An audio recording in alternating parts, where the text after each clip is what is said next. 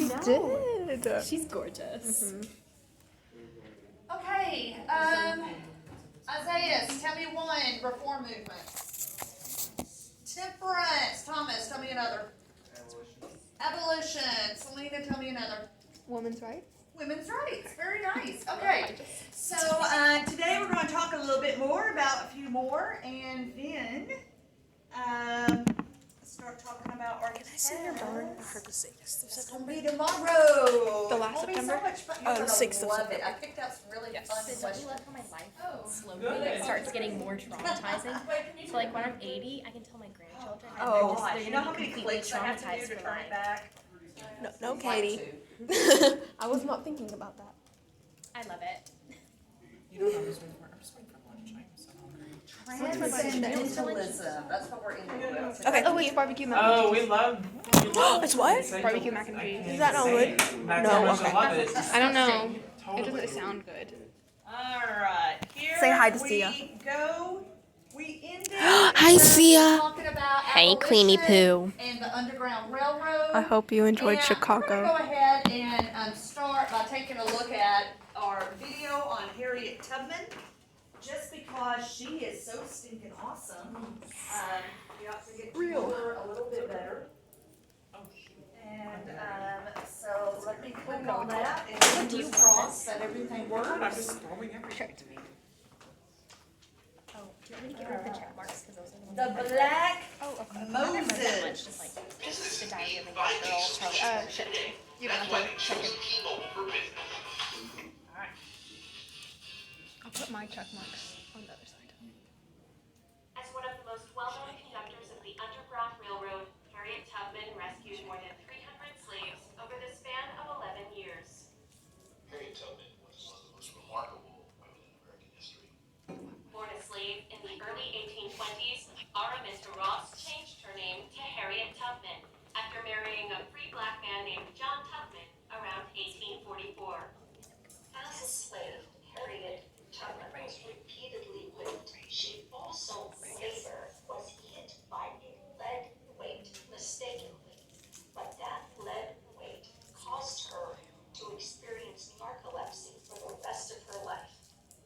Fearing that she would be sold away from her family in 1849, Tubman fled to Philadelphia using an informal but well-organized network known as the Underground Railroad. She felt that she would be sold away because she was viewed as a sickly person. She and two of her brothers ran away, and the brothers decided they would return to the plantation. And she, instead of abandoning them, turned around, went back with them to the plantation, and then turned around and escaped a second time by herself. Using her own money, Tubman made separate journeys to rescue her sister and brother. And in 1851, Tubman guided a group of 11 fugitives north, earning her the nickname Moses. Harriet Tubman was called the Moses of her people, largely because she was so successful in leading slaves out of slavery, out of the South, into the North, which symbolically is known as the Promised Land. Moses, the figure of the Bible, leading his chosen people, Tubman took on that kind of mythic quality. In 1858, Tubman assisted abolitionist John Brown in recruiting men for the raid on Harper's Ferry. During the Civil War, Tubman became a Union Army scout, a nurse, and led an armed expedition to liberate more than 700 slaves. Harriet Tubman was an incredibly brave African-American woman. She sacrificed her whole life, and she freed probably over 1,000 people. And she said she could have freed a lot more if they had known they actually were slaves. Although Tubman was widely well respected during her lifetime, she was impoverished and died of pneumonia in 1913. Tubman was buried with military honors and was later named an American hero by President Barack Obama. Harriet Tubman is one of the amazing women in history. She not only brought these slaves out, but she never lost a life. Alright, so Harriet Tubman. The Black Moses, because she led so many slaves into freedom. Alright, here we go. And then went on and fought the American Civil War. That's kind of a big deal too. She was not, as a female, she could not be a combat soldier, but she actually did lead a group of soldiers on raids to attack plantations with the intent of freeing the slaves on the plantations. So, I'm sure she had a gun, even though technically she probably wasn't supposed to have one with her, in the US military. Okay, here we go. And I think we've looked at these, posters already. Very well done. Good job, good job. All right, so women's rights movement. Let's go ahead and talk about this. So the women's rights movement, the ultimate goal for the women's rights movement was to get the right to vote. There were other things that women wanted, but getting the right to vote was the number one thing, because once women can vote, then a lot of other things just kind of will happen, because now the politicians have to pay attention to them, and when they pass laws, they will remember the women, because the women can vote them out of office if they don't do what the women want. The big event of the women's rights movement in the period was the Seneca Falls Convention. Seneca Falls, as in, this is a city in New York, upstate New York, and it is a convention on women's rights. So, the year is 1848, Seneca Falls Convention, going to be led by Miss Lucretia Mott and Elizabeth Cady Stanton. Excuse me. And take a look at this real quick. Short little video. As I'm in the midst of applying for residency right now, wish me luck. Grammarly has again been a lifesaver with my Good application. luck, dude. Seneca Falls Convention. The 1848 Seneca Falls Convention was the very first women's rights convention in the United States, kicking off a decades-long struggle for gender equality. Here, we'll tell the story of the Seneca Falls Convention and its lasting legacy. A story that started with a Tea Party. But we'll get into all that in just a minute. First, we have to understand the traditional 19th century gender roles. Men dominated the public sphere by working, voting, or participating in politics, while women stayed home to cook, clean, and raise children. There were restrictions in many states on women voting, owning property, and having control of their own income. One woman who advocated for women's rights in the 19th century was Elizabeth Cady Stanton, a homemaker in Seneca Falls, New York. Born into a progressive family, Stanton grew up highly educated and enjoyed an active social and political life before settling down with a family. But Stanton felt stifled as just a wife and mother to 7 children, longing for a life outside the home. She soon found it in a local group of Quaker women who embraced equality, community, and activism. They invited her to a small social gathering, a tea party, which included a Quaker activist named Lucretia Mott. Mott and Stanton had met years before at an anti-slavery convention in London, but they were denied entry due to their gender. It was during the Tea Party that Stanton lamented the injustice of a woman's unequal status in society. Her words resonated with the others, so the women decided to hold a gathering that would call attention to the social, civil, and religious rights of women, the first of its kind in the United States. It became known as the Seneca Falls Convention, taking place on July 19th and 20th, 1848, with over 300 people in attendance. Like Stanton and Mott, many in attendance were also active in the anti-slavery movement, including Frederick Douglass, a former slave and abolitionist who was one of the few men and the only African American to attend. At the convention, they read the Declaration of Sentiments, a document drafted by Stanton and modeled after the Declaration of Independence, declaring, "We hold these truths to be self-evident, that all men and women are created equal." The sentiments outlined the civil and political rights denied to American women, which included education, property ownership, child custody in the event of a divorce, and most importantly, the right to vote. On the second day of the convention, 12 resolutions were passed and signed by 68 women and 32 men. The Seneca Falls Convention was the first time that American women demanded a change, and it caused quite a stir around the country. Many newspapers mocked them with unflattering political cartoons, while Collins ridiculed the convention as dull and uninteresting or insane and ludicrous. One writer declared equal rights for women to be a monstrous injury to all mankind. The wave of negative press was too humiliating for some of the participants to handle, particularly those who had signed the Declaration of Sentiments. Several went as far as withdrawing their names from the document and joining the opposition. The public shaming didn't stop the movement. The impact and promise of the Seneca Falls Convention was undeniable.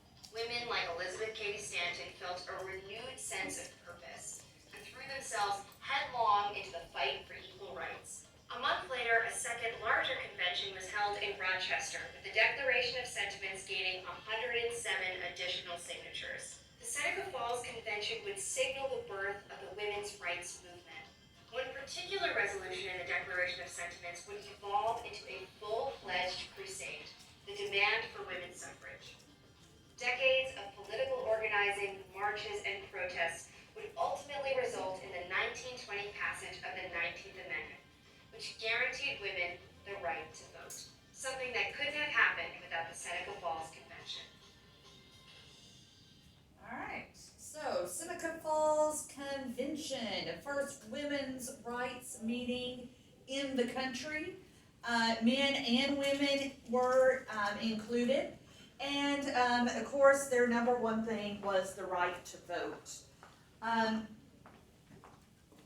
So the Declaration of Sentiments was, as the video said, it was the position paper of the convention. It was modeled after the Declaration of Independence, and it was a statement of what women said was owed to them, what they deserved just for being people and humans on the earth.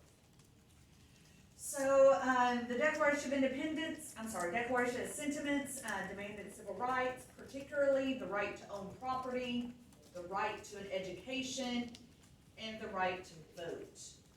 Suffrage, suffrage, suffrage. Suffrage is the right to vote.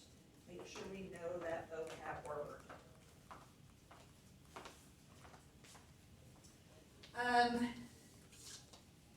And the year is rather particular, 1848. There was all sorts of democratic revolutions happening across Europe in 1848 with regular people demanding rights, and particularly the right to vote. And so the women are doing the same thing at the same time in America. But as you heard from the video, there was a tremendous backlash, and some of the ladies actually took their signature off of the Declaration of Sentiments because they could not handle the ridicule they were getting and the snarls they were getting at church or whenever they would go out in public. There was a lot of propaganda opposing women's suffrage. This is how the suffragettes, and a suffragette is a lady who supports women's suffrage. This is how they're usually pictured, just old maids with nothing going for them. Women would go on hunger strikes if they were arrested for trying to register to vote. And some of them were not treated very nicely in the prison system, particularly being force-fed during their hunger strikes. Again, this is what they say a suffragette is, somebody who just, can't find a man, so she has turned into this heinous woman that demands the right to vote. Yes, God forbid that. So this is what some people would want to do with the suffragettes. So it got kind of ugly. Sojourner Truth, it was not at the Seneca Falls Convention, but she was at later women's rights meetings. And at one of them, she stood up and gave a famous speech which was entitled, "Ain't I a Woman?" It became titled after that because in the moment she was just speaking, and it was recorded. She rewrote it afterwards because it had such an impact. She gave this speech in 1851 at a different women's convention. Sojourner Truth was a runaway slave who became a famous abolitionist. And I want you to, I think we should take the time to look at the speech, because not only is it talking about women's rights, but it also is, y'all remember how Abigail Adams wrote to her husband John Adams, don't forget the ladies, or remember the ladies. Sojourner Truth, this is, remember the black ladies, right? When we're talking about women's rights, don't forget about black women. So here we go, just follow along with me here. Well, children, where there is so much racket, there must be something out of kilter. I think that twixt the Negroes of the South and the women of the North all talking about rights, the white men will be in a fix pretty soon. But what's all this here talking about? That man over there says that women need help into carriages and lifted over ditches and to have the best place everywhere. Nobody ever helps me into carriages or over mud puddles or gives me the best place. And ain't I a woman? Look at me. Look at my arm. I could have plowed and planted and gathered into barns and no man could head me. And ain't I a woman? I could work as much and eat as much as a man when I could get it, and bear the lash as well. And ain't I a woman? I have borne 13 children and see them most all sold off to slavery. And when I cried out with my mother's grief, none but Jesus heard me. And ain't I a woman? Then that little man in the back there, he says women can't have as much rights as men because Christ wasn't a woman. Where did your Christ come from? Where did your Christ come from? From God and a woman. Man had nothing to do with him. If the first woman God ever made was strong enough to turn the world upside down all along, these women together ought to be able to turn it back right and get it right side up again. And now they is asking to do it. The men better let them.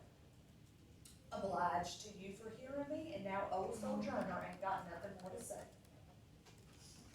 So, Sojourner Truth, ain't I a woman? Just very, don't forget the black ladies. And of course, 1851, this is still 9 years before the American Civil War, and 14 years before emancipation. All right, so women's suffrage propaganda posters. I like these a lot. Empower women, empower the world. Very nice slogan. And women deserve to vote, to own, to earn, to be equal. I like that too. Very nice. All right, next topic, prison reform. All right, so the problem with prisons, there were a lot of problems with prisons. First, you had all sorts of criminals and non-criminals kind of locked up together. So criminals were put in prison because they broke the law, but also you had a lot of mentally ill people or mentally disabled people that were arrested and put into prison because we didn't have any place else to put them. If they were homeless because they could not hold down a job and live in a house, then they were arrested and thrown in prison. If their family would not take care of them, they literally would turn them over to the prison system. And then also, people were put in prison during these times because they owed money. And they were unable to pay off their debts. So there was just a lot of different people in prisons, and this gal, her name's Dorothea Dix, she wanted primarily to separate prisons and mental hospitals. She said that there were a lot of folks in the prison system that need to be housed in a hospital facility because of their mental illness or mental disabilities. And they are not criminals. So first we need to separate those two. And then we need to improve the prison system, just period. Make it to where it is not such a hellhole. She also thought that prison could be rehabilitative, meaning, let folks go to school, learn a trade. That way, if they survive their prison sentence, they may be productive members of society again.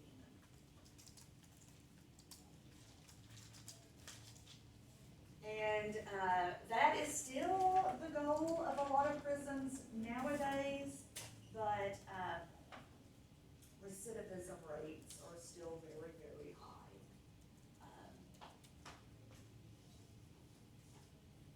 All right, so Thomas did a great poster. No cruel and unusual punishments. That was one of the prison reforms, this idea that everybody's thrown into the same prison. It's very cruel. Plus, we need to have, one more thing. With some of these prisons, the prisoners were not fed. It was like literally up to their families to deliver food to them if they wanted their loved one to be fed. So, that is just one of the many things that they wanted to change with the prisons is, feed the prisoners, for Pete's sakes. All right, school reform. So in the early 1800s, there is no public school system in place across the country. Different states had different rules, and Massachusetts was doing the best with education, that's the Puritans, and they were all about education to teach the kids to read the Bible. But most states did not have a lot of organized school systems.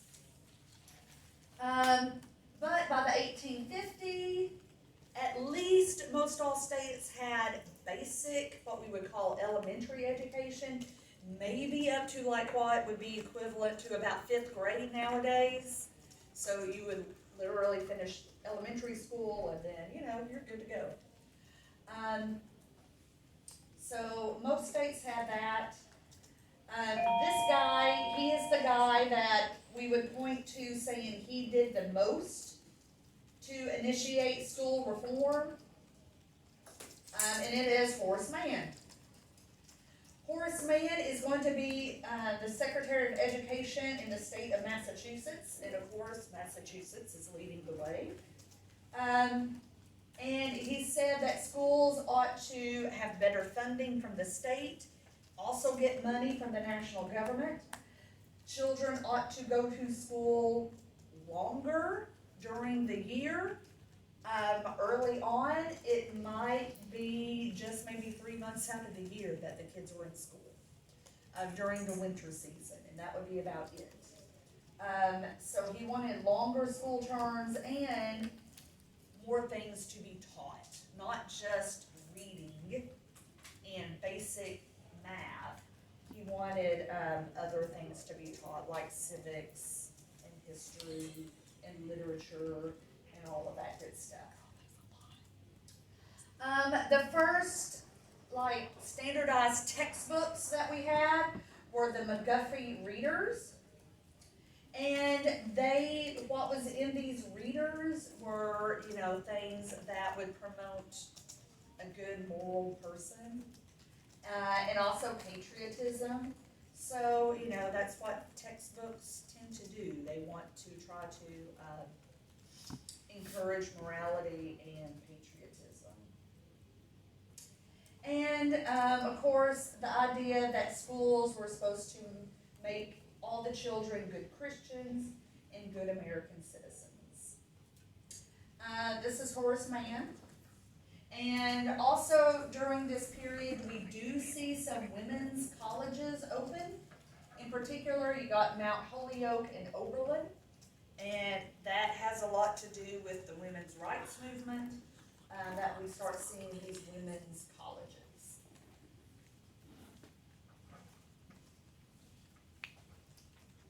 So, school reform. Here is a look at the McGuffey Reader, and we got some pages in here. This boy has a bird. The bird is on his hand. Some birds can talk. The dog barks. Do you hear the dog bark? Boys play with dogs. Girls cannot play with dogs. Our propaganda posters. These are fun. Education, brightening the future one mind at a time. I like that slogan a lot. And of course, the objective of schools was to train good Christians, so that was incorporated in this poster. Good job, good job. And educating our future voters. Excellent work, ladies. Oops, wrong way. All right, getting closer here. Art and architecture. All right, so starting with the architecture. The buildings, the style of architecture that was very popular in the period was what became known as the Federal style. And it had a lot of classical Greek and Roman influence with balance and symmetry. Columns and domes you see a lot, so if you can picture Monticello or the U.S. Capitol building, those are good examples of the Federal style. And again, this is supposed to illustrate the birth of the American Republic because the first democratic republics were in Greece. The painting, so the art, and also the literature for that matter, is going to be in what became the Romantic style that starts over in Europe. Romantic paintings include a lot of landscapes, and also not just the beauty of nature, but the forcefulness of nature, and how powerful it can be. And also a little bit of the supernatural as well. There was a school of art known as the Hudson River School. It literally was an art school along the Hudson River in New York. And this romantic style of art in this early 1800 period, if it's a landscape and even if it was drawn out in Arkansas, they would say, oh, this is of the Hudson River School style. So this is a good example of the Federal style architecture, the columns, the pediment, and this is a good example of romantic art with a beautiful landscape, and this would definitely be in the Hudson River School style. And another example as well. Nice pretty landscapes.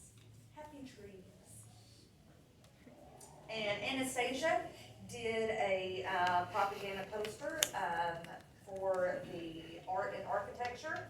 And she selected this landscape, and this is a great example of the Federal style. You got the dome and the columns and the pediment there. All the above. All right. Literature. So again, Romanticism is the theme here. So it transcends just visual art. It goes into written art as well. So the American form of literature is, again, Romanticism. We did not invent this style, but the Americans a lot of this early literature is in the Romantic style. Again, it's the power of nature, but it also delves a little bit into the supernatural as well. which is interesting. We'll look at some examples of that. Like y'all might know the legend of Sleepy Hollow. Are you familiar with that story? It's the headless horseman with the pumpkin. Yeah. That's the legend of Sleepy Hollow, and that obviously is supernatural with a headless horseman and the flaming pumpkin and all of that good stuff. So Washington Irving was one of the early American authors in the Romantic style. James Fenimore Cooper. His most famous work is Last of the Mohicans. He wrote a lot about the Indians and the frontier and the nature of early America on the frontier and how man interacts with nature. I think we're all familiar with Moby Dick, you know, the big whale, the guys chasing the whale. Edgar Allan Poe. Do y'all read Edgar Allan Poe in your English classes? A lot of his stuff is supernatural, kind of creepy, yeah. So he is a poet in the Romantic style. Emily Dickinson would also be considered one of your literary greats of the day. Louisa May Alcott, so we have some women. Nathaniel Hawthorne. All of them.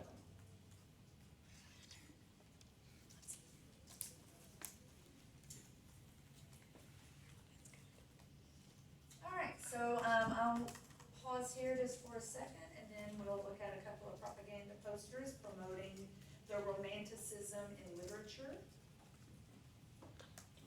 Edgar Allan Poe. I saw I watched a really interesting movie, now I won't be able to think of the name of it. It was, Edgar Allan Poe was one of the main characters in the movie, and it was while he was a cadet at West Point. And there were some murders that were happening around West Point. And Edgar Allan Poe actually helped the detective to solve the murders. Something like The Bluest Eye. The Pale Blue Eye. The Pale Blue Eye. Yeah, it's really good. So if you're interested in that, it's a kind of cute movie. If you're looking for something to watch, The Pale Blue Eye, I would recommend. Is that based on a true story? Yes, based on a true story. Because he was a West Point cadet at one point.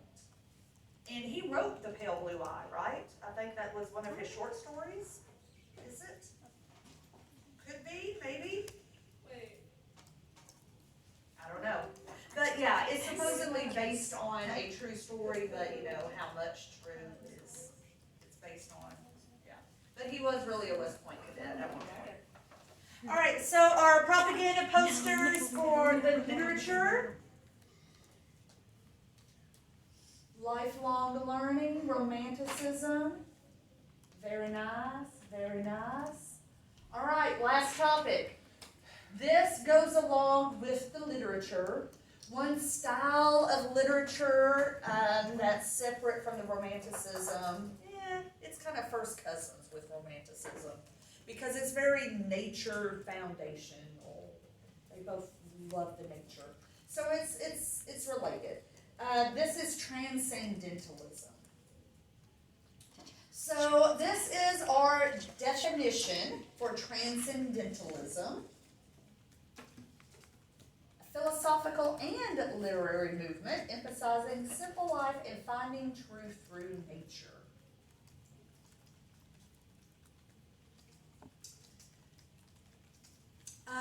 Transcendentalists rejected the whole market revolution that was happening around them, this industrialization of the country and really of the modern world. They wanted people to go back to nature and find meaning to life through a nature experience. Ralph Waldo Emerson is one of the most famous transcendentalist writers. He wrote Nature and Self-Reliance. Henry David Thoreau, also up there with him, and his poem, I believe, it's a really, really long poem, is Walden. It's a story of him living alone in the woods and how truth and meaning comes to him by retreating to the woods and shutting up and just kind of listening to the crickets or whatever. Also within Walden, Thoreau, and outside of the book as well, he promoted civil disobedience. And in this time period, the way he wanted to protest slavery, and he also will protest the draft into the American Civil War. And as a result of his civil disobedience, he will be thrown in prison a couple of times because he refuses to register for the draft and all that good stuff. So civil disobedience, peacefully refuse to follow a law. Like Rosa Parks not giving up or not getting out of her seat on the bus. That is an act of civil disobedience. All right, and our transcendentalist posters, I really like these. There's lots of good things going on here. Self-reliant, fight corruption. Human perfectibility, very nice. All right, and y'all did this. So excellent. Okay, that is that for reform movements of the early 1900s. Okay, let's talk about what is coming up here.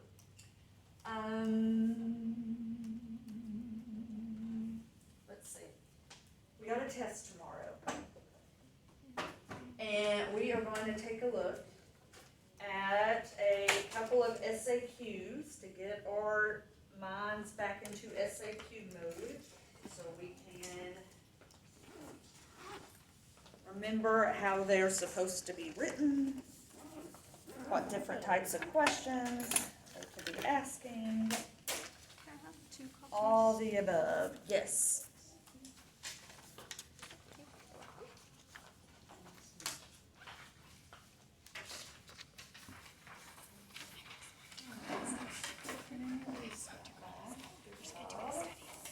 I was gonna give it to Sia.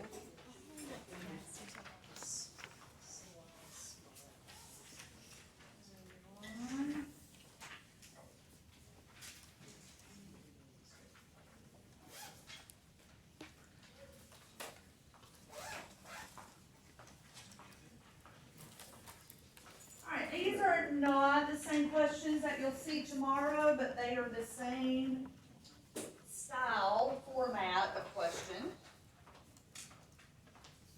Question 1 is very straightforward. Question 2, you have to read these excerpts to answer. Okay, so let's take a look at question 1. Briefly explain one example of how contact between Native Americans and Europeans brought changes to the Native American society in that period. Briefly explain a second example of how contact between Native Americans and Europeans brought changes to Native American society in that same period. You will have a question like this, but I'm not asking about Native American society's contact with Europeans.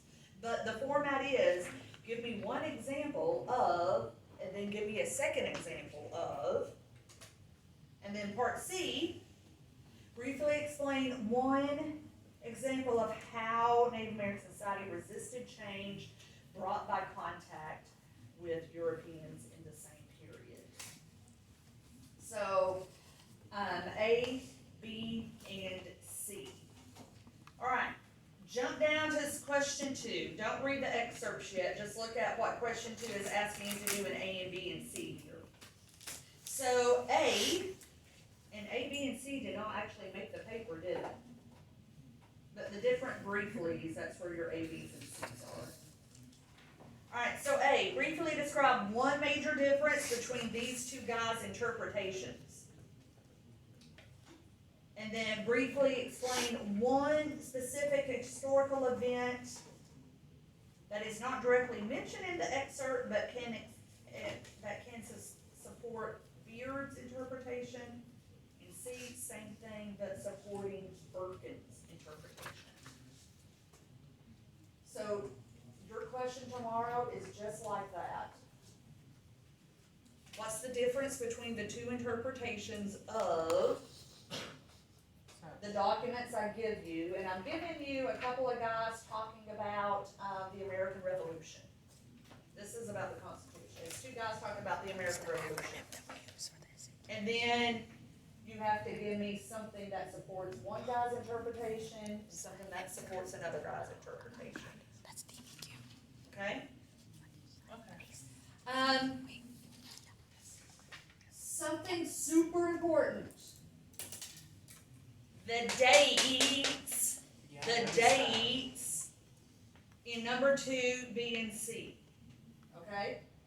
And tomorrow, the dates will be very important as well. Okay? And I told you tomorrow it's about the American Revolution. There's a handful of dates we just gotta know.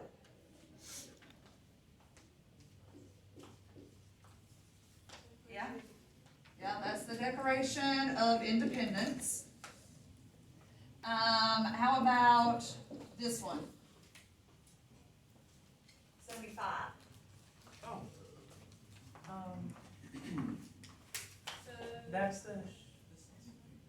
Or is it a proclamation? Isn't this Lexington and Concord? When we're talking about the Revolution, as in the first shots, the first battle. And remember, the first battle's before the Declaration, yeah?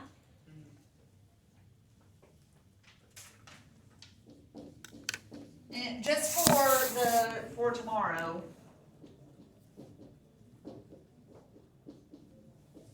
1777, we have the Articles of Confederation. And what's the Articles of Confederation? The first. First government, yes, the establishment of our first government. And then, that is Constitution. Constitutional Convention. So, list these dates someplace. And just, you won't need to remember for always and forever, but you need to have kind of this timeline in your head tomorrow. Okay? Dates are very important for the SAQ tomorrow, because if you give me an example outside of the date range, you don't get credit. And you have to, each guy in his interpretation has a date range. So when you pick something to support that guy's interpretation, you have to place it within a date range. Does that make sense? And if you know these dates, you'll be okay. All right? Now, even this one, so pre-1775, you got stuff like the Stamp Act, right? You got the Boston Tea Party, Boston Massacre. Massacres first, but all that stuff leads up to this, and then that, right? So just having kind of that timeline straight will be helpful tomorrow, because that is what will cause you to miss those points, is if you get it outside the timeline. Did you have a question? Okay. Yep. Are you going to do this? We're gonna talk about it. We should have, we still got like, what, almost 50 minutes? I was just So- wondering you can keep this, I'm not gonna take it up. So, this is what I'd like for us to do. We got, like I said, we got about 50 minutes. I would like to spend about 20 minutes at the end of class discussing. So we'll come back together just slightly before 12:30. I tell you what, let's have this side of the room, y'all start with number 2. After you finish number 2, you can then go to number 1, but I want to make sure that half of us have number 2 done, okay? Y'all start with number 1, then go to number 2. Feel free to work with buddies and talk it out. But remember, I want to have for each A, B, and C, you're looking at least 2, but it's usually better to have 3 sentences for each. A, B, and C. So 9 sentences altogether for 1 set. Okay? You label them A, B, and C. Okay? Put it on the back, put it on notebook paper, put it in a Google Doc, but I want you to write it out, because if you just tell me notes that you would use, you don't get points for that. Like literally in the directions it says, a bulleted list of notes will not count, or whatever it says. So it has to be complete sentences, complete ideas. Okay, so practice that right now. Okay, I'll shut up. Y'all can work with your friends if you want. And then we'll talk about what's a good answer. And your groups can be as big as you want them to be.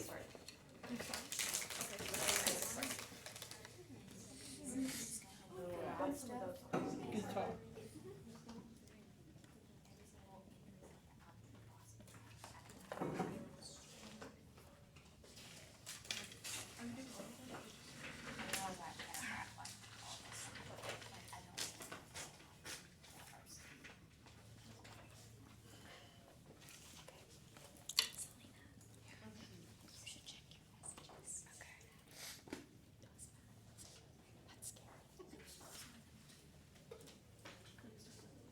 We start with number 1, right?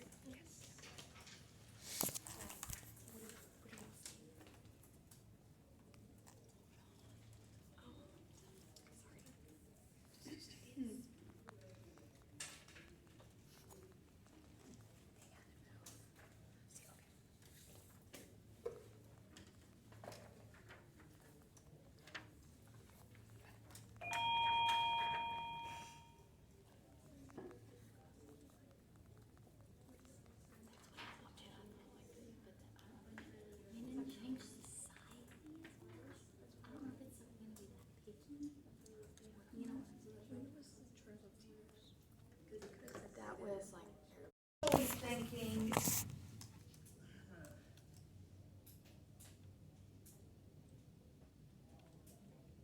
wow, that is a really good one. And I think I would give you the point just because it was a good answer. I think taxes, because this guy, he's saying that the framers of the Constitution, they're doing it for their own self-interest, right? Yeah.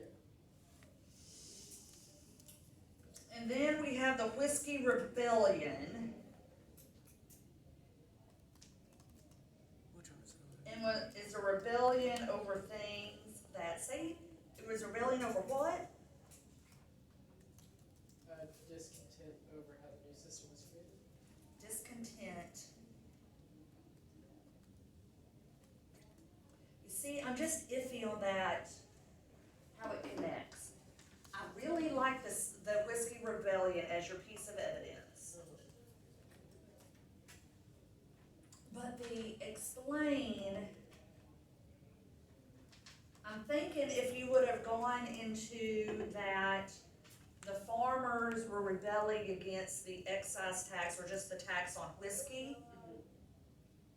where that they saw as benefiting the federal government and the federal government's economic interest. Maybe that would have been better. Because, like, one of the little things in the document, like, line 3, Constitution was essentially an economic document. Ay, ay, ay. Yeah, I think we just needed just a little bit more of the explain. That the Western farmers thought they were being persecuted with this tax on listing. All right, how we doing on time? Got 5 minutes. All right, JC, tell me your number, part C. Perkins' interpretation can be supported by the result of Shays' Rebellion. Shays' Rebellion influenced the members to create a stronger national government so future local uprisings could be stopped. This aligns with Perkins' statement that the members created a constitution that would correct existing errors. All right, and then, so you pulled that little quote from line 3 of the document, correcting existing errors. And, yeah, Shays' Rebellion is what led to the Constitutional Convention. I like it, I like it, I like it. And I like your explanation, how you connect the two. Instead of just, Shays' Rebellion, because that was bad and it led to the Constitutional Convention, you take another sentence and say why. Okay, so the moral of the story tomorrow. You got 2 SAQs to write. So that's an A and a B and a C, and an A and a B and a C. They follow this format. One, you'll have documents, and dates are important. You have to follow the date range given. So make sure you know those dates that we went over. And then the other one is kind of a compare, but it's not Native Americans and Europeans. It's different. Okay, learning check. I'm asking about the big picture of transcendentalism. Y'all remember that? Answer that for me real quick. And we'll call that good. And you have a test tomorrow. And let's see. Turn this up. Oh, and your vocab decks. Your last vocab card should be transcendentalism, right? That you should have done. So make sure you have your vocab cards ready to turn in tomorrow. And transcendentalism is the last vocab card. I'm going to be checking.